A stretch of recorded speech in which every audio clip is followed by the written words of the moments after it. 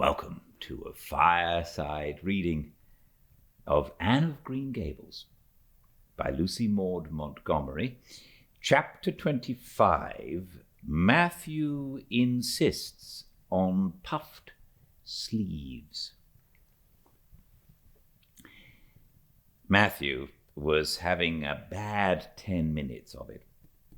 He had come into the kitchen in the twilight of a cold, grey December evening and had sat down in the woodbox corner to take off his heavy boots, unconscious of the fact that Anne and a bevy of her schoolmates were having a practice of the Fairy Queen in the sitting room. Presently they came trooping through the hall and out into the kitchen, laughing and chattering gaily. They did not see Matthew, who shrank bashfully back into the shadows beyond the woodbox with a boot in one hand and a boot jack in the other, and he watched them shyly for the aforesaid 10 minutes as they put on caps and jackets and talked about the dialogue and the concert. Anne stood among them, bright-eyed and animated as they, but Matthew suddenly became conscious that there was something about her different from her mates. And what worried Matthew was that the difference impressed him as being something that should not exist. Anne had a brighter face and bigger, starrier eyes and more delicate features than the other. Even shy, unobservant Matthew had learned to take note of these things, but the difference that disturbed him did not consist of any of these respects. Then in what did it consist? Matthew was haunted by this question long after the girls had gone arm in arm down the long, hard, frozen lane, and Anne had betaken herself to her books. He could not refer it to Marilla, who he felt would be quite sure to sniff scornfully and remark that the only difference she saw between Anne and the other girls was that they sometimes kept their tongues quiet, while Anne never did. This, Matthew felt, would be no great help.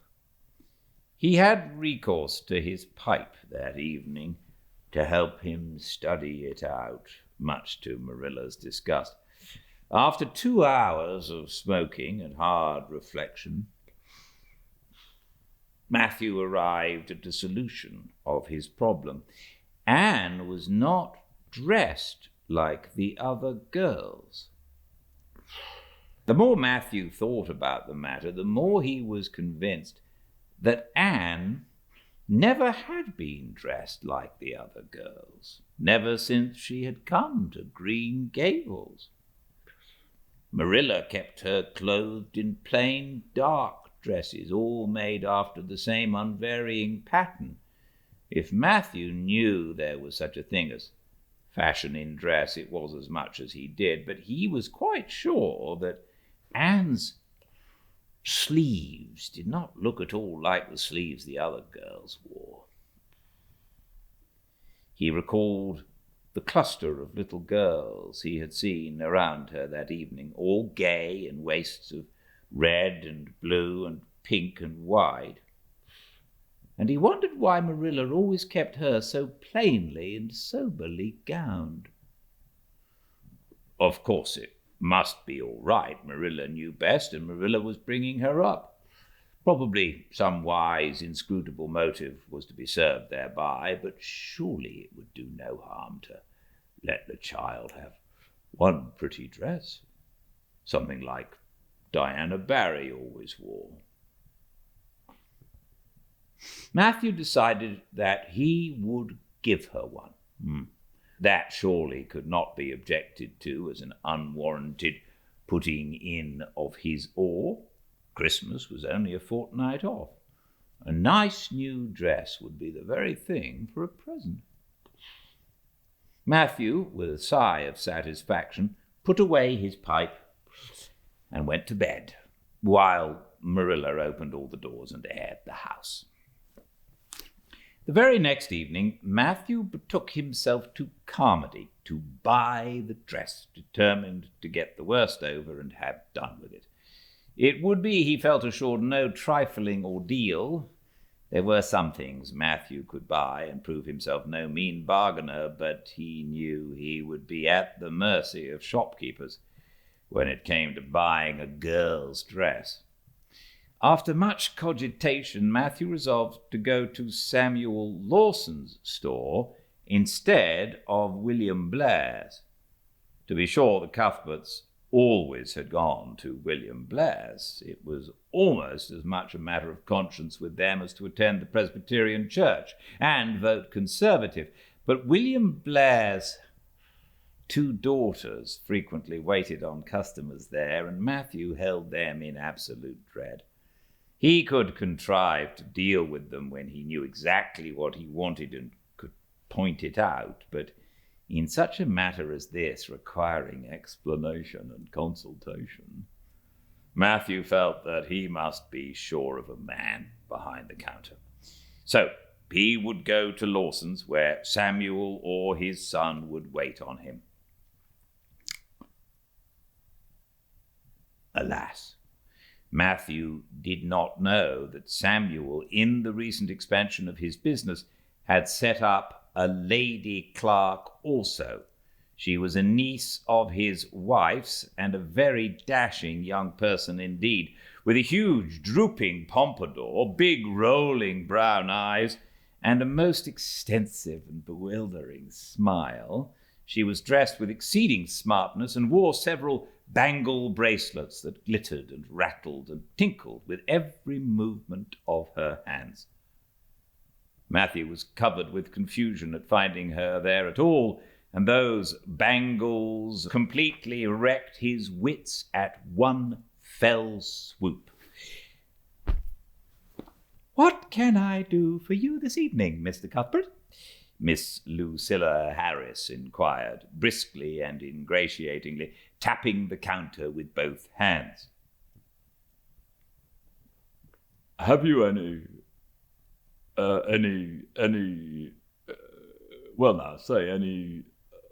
garden rakes?" stammered Matthew. Miss Harris looked somewhat surprised, as well she might, to hear a man inquiring for garden rakes in the middle of December. "I believe we have 1 or 2 left," she said, "but they're upstairs in the lumber room. I'll go and see." During her absence, Matthew collected his scattered senses for another effort. When Miss Harris returned with the rake and cheerfully inquired, "Anything else tonight, Mr. Cuthbert?" Matthew took his courage in both hands and replied, "Well now, since you've suggested, I might as well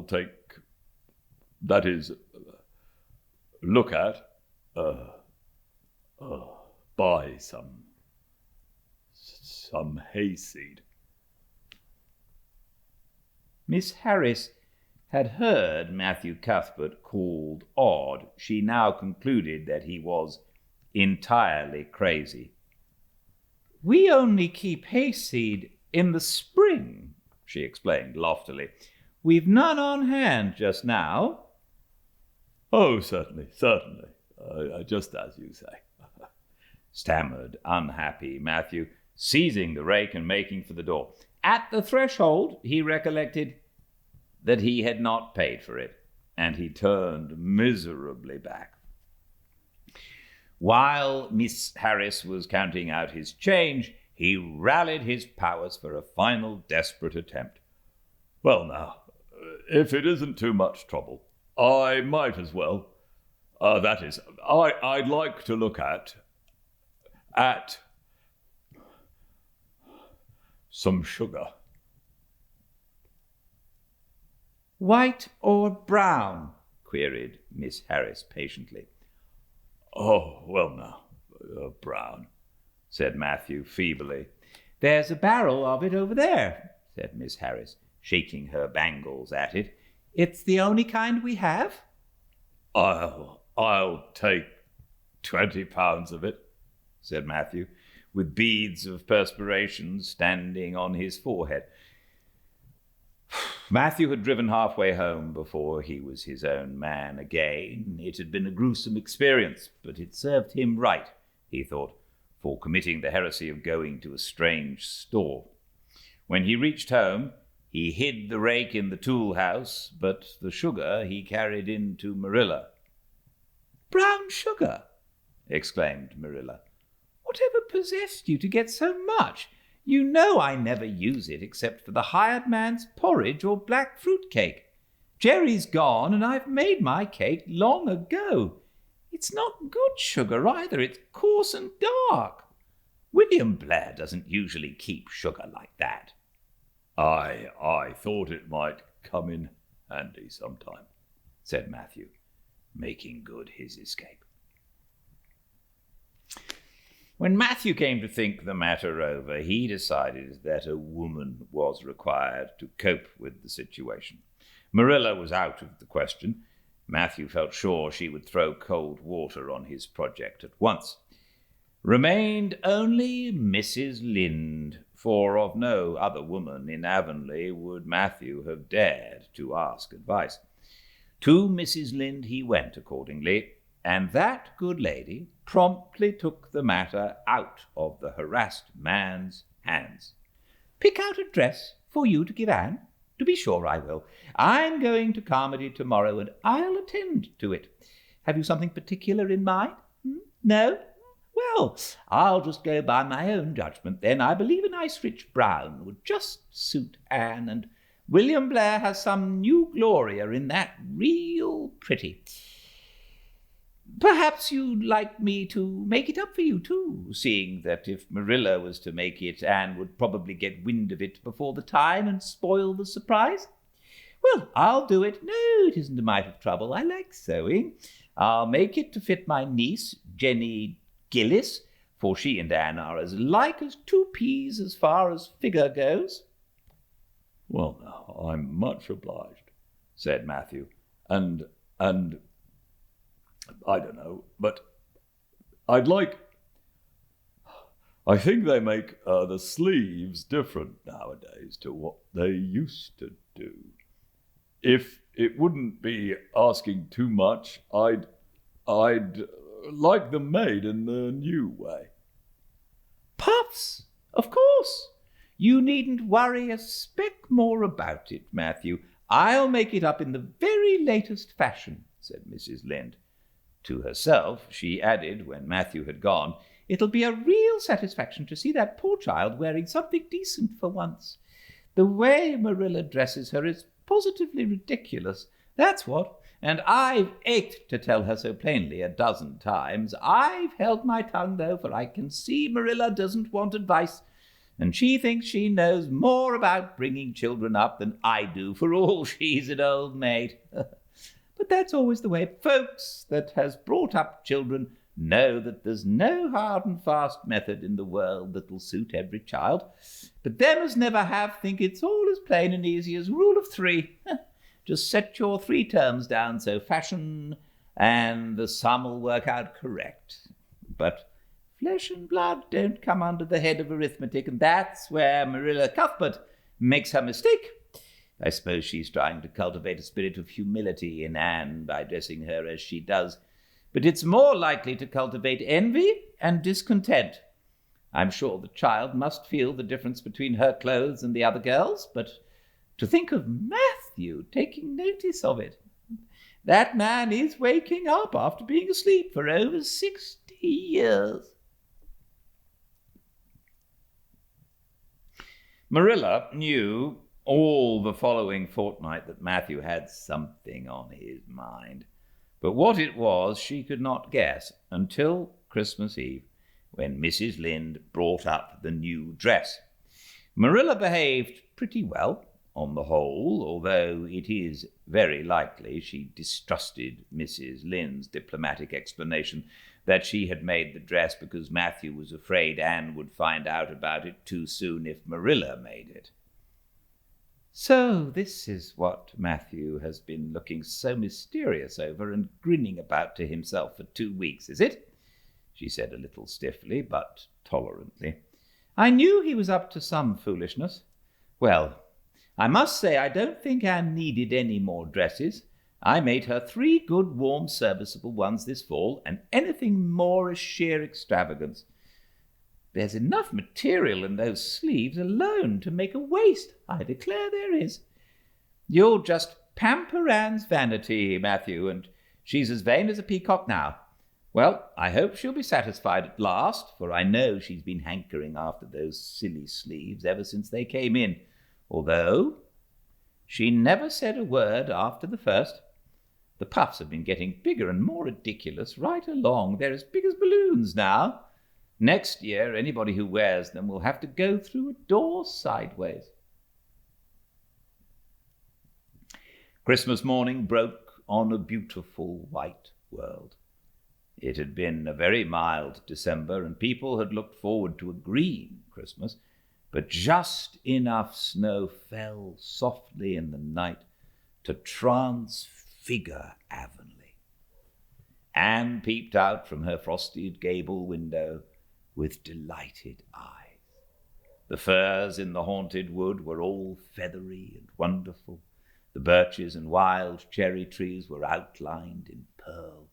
The ploughed fields were stretches of snowy dimples, and there was a crisp tang in the air that was glorious. Anne ran downstairs singing until her voice re-echoed through Green Gables. "Merry Christmas, Marilla!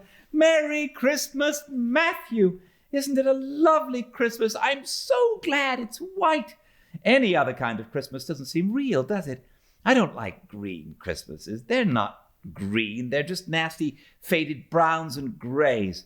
What makes people call them green? Why,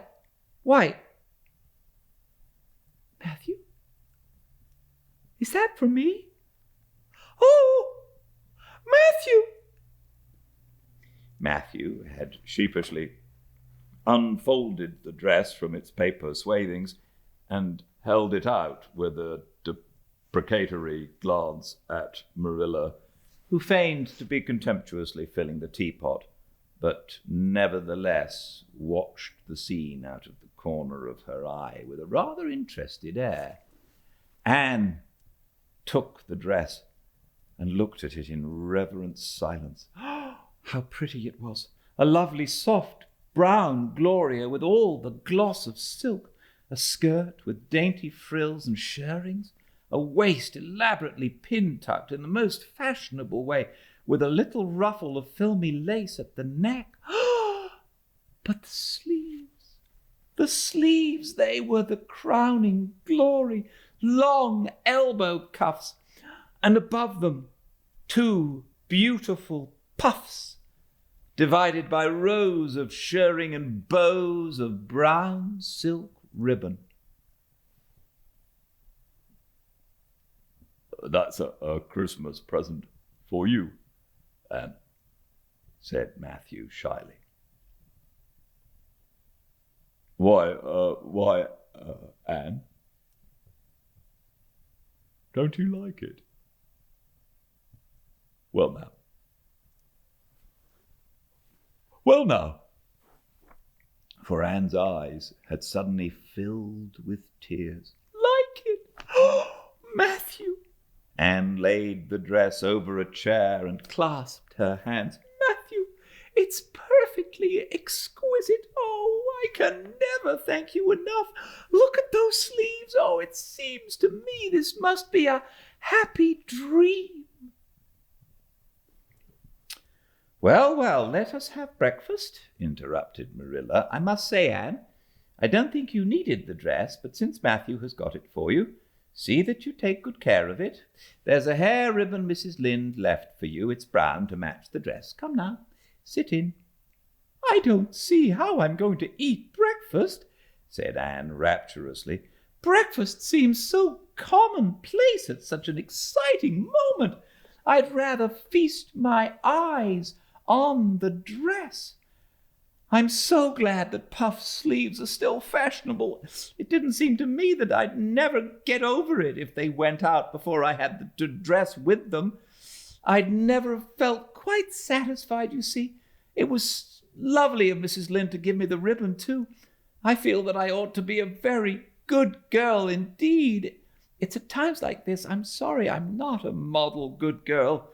And I always resolve that I will be in future, but somehow it's hard to carry out your resolutions when irresistible temptations come. Still, I really will make an extra effort after this.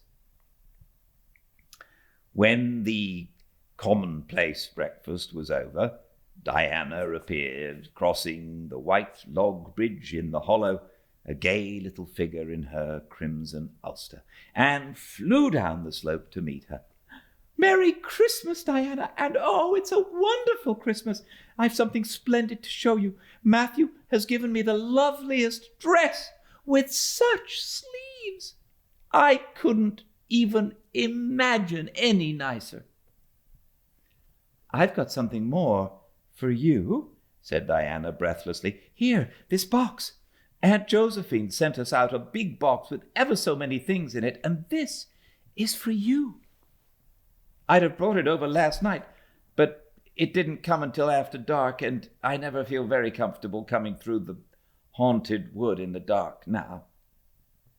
Anne opened the box and peeped in. First, a card with "For the Anne girl and Merry Christmas" written on it, and then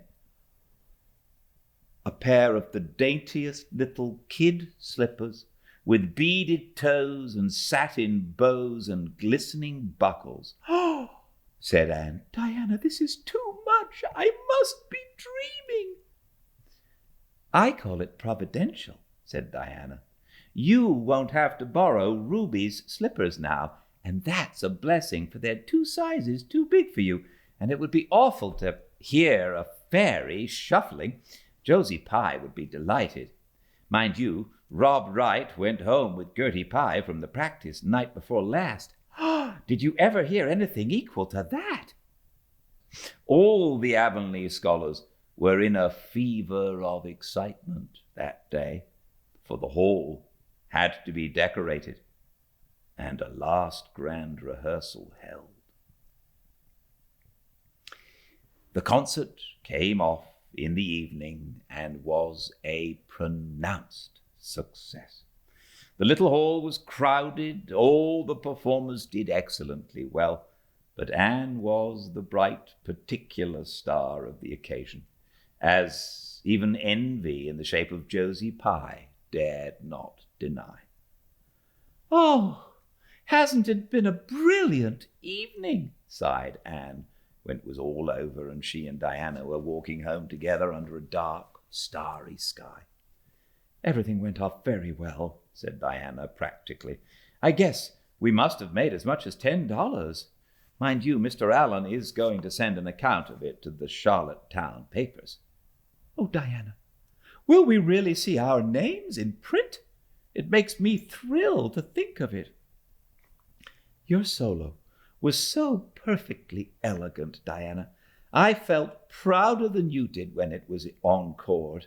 I just said to myself, it is my dear bosom friend who is so honored." "Well, your recitations just brought the house down, Anne. That sad one was simply splendid." "Oh, I was so nervous, Diana. When Mr. Allen called out my name, I really cannot tell how I ever got up on that platform. I felt as if a million eyes were looking at me and through me, and for one dreadful moment I was sure I couldn't begin at all. Then I thought of my lovely puffed sleeves and took courage. I knew that I must live up to those sleeves, Diana, so I started in, and my voice seemed to be coming from ever so far away. I just felt like a parrot. It's providential that I practiced those recitations so often in the garret, or I'd never have been able to get through. Did I groan all right?" "Yes, indeed, you groaned lovely," assured Diana. "I saw old Mrs. Sloane wiping away tears when I sat down. It was splendid to think I had touched somebody's heart. It's so romantic to take part in a concert, isn't it? Oh, it's been a very memorable occasion indeed." Wasn't the boys' dialogue fine? Said Diana. Gilbert Blythe was just splendid. And I do think it's awful mean the way you treat Gil. Wait till I tell you. When you ran off the platform after the fairy dialogue, one of your roses fell out of your hair. I saw Gil pick it up and put it in his breast pocket. There now. You're so romantic that I'm sure you ought to be pleased at that. It's nothing to me what that person does, said Anne loftily. I simply never waste a thought on him, Diana. That night, Marilla and Matthew, who had been out to a concert for the first time in 20 years, sat for a while by the kitchen fire after Anne had gone to bed. Well now, I guess our Anne did as well as any of them, said Matthew proudly. Yes, she did, admitted Marilla. She's a bright child, Matthew, and she looked real nice, too. I've been kind of opposed to this concert scheme, but I suppose there's no real harm in it after all. Anyhow, I was proud of Anne tonight, although I'm not going to tell her so. Well now, I was proud of her, and I did tell her so, before she went upstairs, said Matthew. We must see what we can do for her some of these days, Marilla. I guess she'll be needing something more than Avonlea School by and by. There's time enough to think of that, said Marilla. She's only 13 in March, though tonight it struck me she was growing quite a big girl. Mrs. Lynde made that dress a mite too long, and it makes Anne look so tall.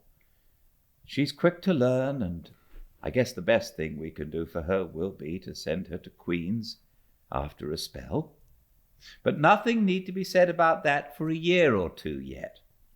Well now, it'll do no harm to be thinking it over off and on, said Matthew. Things like that are all the better for lots of thinking over.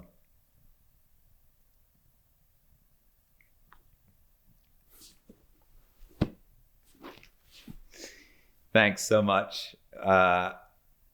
Isn't Matthew a lovely character? I'm so glad he brought her one of those puffed sleeved dresses. I sort of knew it was going to happen early on, but it's lovely the way these things happen. I think we might have a surprise in store for us with Gil coming along soon, but who knows? Join me and let's find out. I read every day at 5 Pacific at Fireside Reading on Instagram, and all the chapters are uploaded to the YouTube channel called Fireside Reading. I do hope, until I see you again, you all stay very well. Good night.